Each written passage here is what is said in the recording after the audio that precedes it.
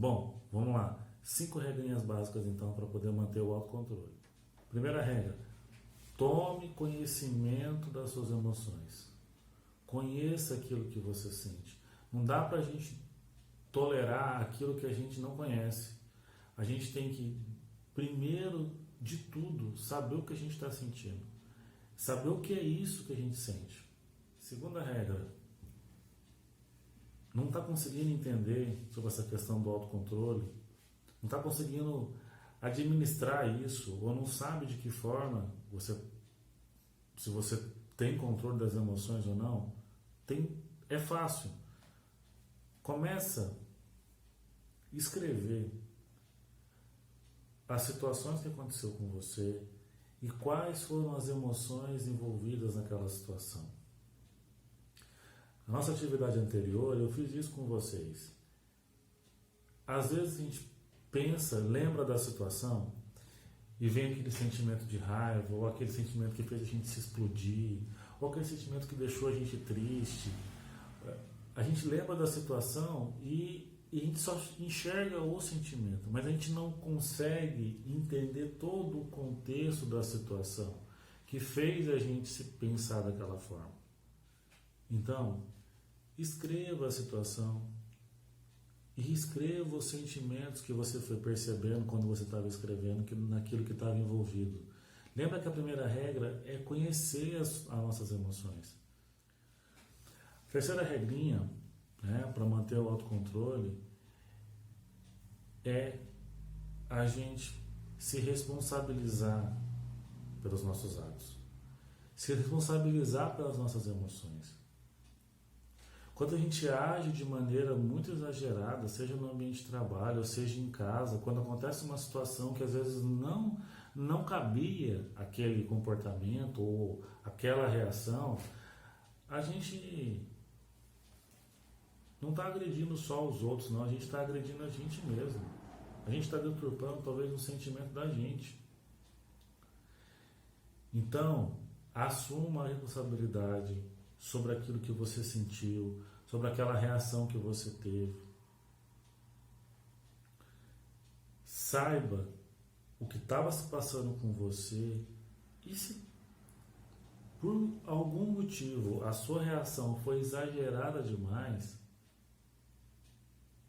repare, veja quem você afetou, ou quais situações foram afetadas e depois com calma tente reparar isso. Quarta regrinha: seja flexível. Quando a gente é rígido demais com a gente mesmo ou com as outras pessoas, a probabilidade da gente talvez ter que lidar com uma situação que exigia um pouco mais de flexibilidade ou de sensibilidade é muito difícil, e a probabilidade disso talvez deixar a gente totalmente descompensado é muito grande. Então, se a gente é radical demais, fixo demais numa situação, num pensamento, numa atitude, numa emoção que seja para uma determinada situação, a probabilidade de você se frustrar com aquilo é muito grande. Então, ser flexível também é importante. A dica, ela tem a ver com a quarta. Se concentre e foque no que é mais importante. Se a gente se concentrar em fazer o que é o mais importante, a probabilidade da gente não se estressar com as coisas que não estão dando certo, que são consequências que fogem ao nosso controle, pode evitar a gente de um monte de situações indelicadas do qual a gente vai reagir de maneira agressiva ou vai fazer ou falar alguma coisa que depois vai se arrepender. Então, uma das regras para manter o autocontrole é focar. Foca numa situação, foca em algo que você consegue resolver e depois você vai administrando o restante. E agora, para poder fechar, tudo isso que a gente falou, eu vou deixar três dicas de treino para você poder fazer. Eu vou deixar os vídeos aqui na descrição, abaixo deste, de sugestões para que vocês possam conhecer, se não praticar, pelo menos conhecer, e saber que tem estratégias que dão certo com as mais variadas pessoas e que pode ajudar muito nisso tudo que a gente vem falando sobre a questão do autocontrole. A primeira delas, né, é a questão da meditação. Para manter o autocontrole, como a gente já disse, tem que saber controlar a emoção. E se a gente não aprendeu isso no decorrer da nossa vida, é importante que a gente administre isso na nossa mente. E uma das estratégias que as pessoas usam, e com muita satisfação, é a questão da meditação. É saber colocar a mente no lugar, organizar os pensamentos e também organizar as emoções. Meditar não é para você? Tá bom. Se meditar não é para você, não tem problema. Tem uma segunda coisa que pode ajudar bastante. Gratidão. Agradecer pelas coisas que aconteceram com você ou pelas coisas que deixaram de acontecer com você. Às vezes a gente esquece de simplesmente agradecer. Tem uma estratégia muito bacana que é o caderninho da gratidão.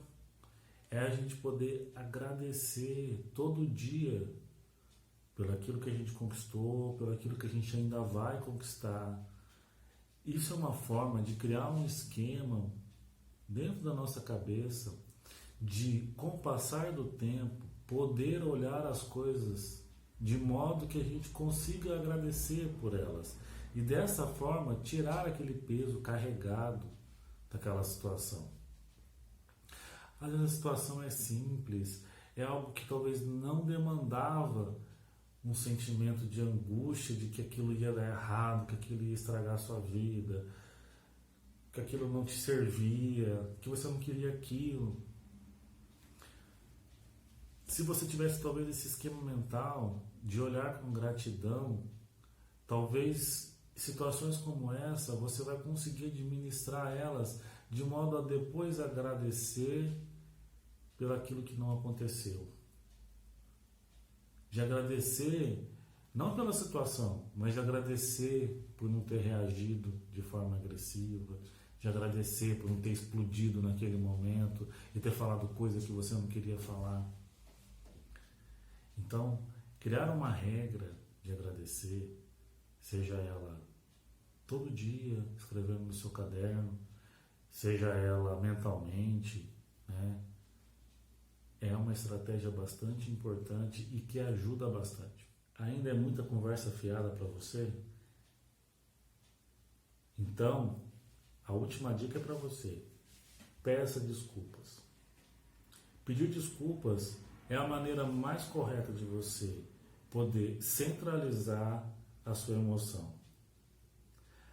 Admitir e assumir a responsabilidade é uma das etapas do processo, mas pedir desculpa é algo que é bastante importante.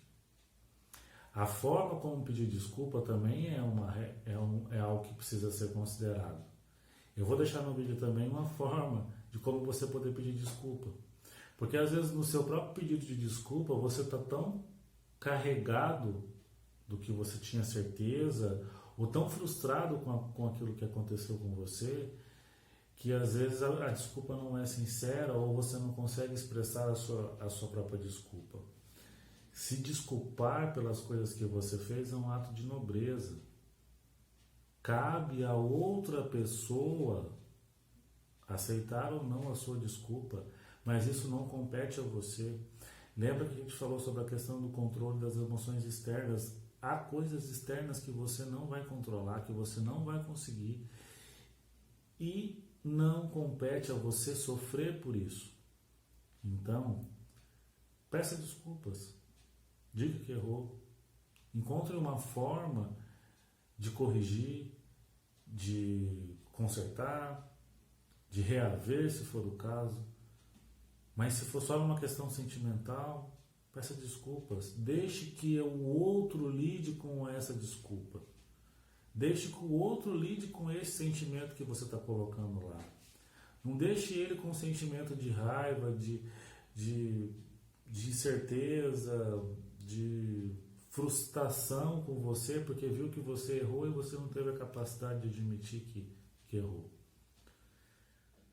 Então é isso.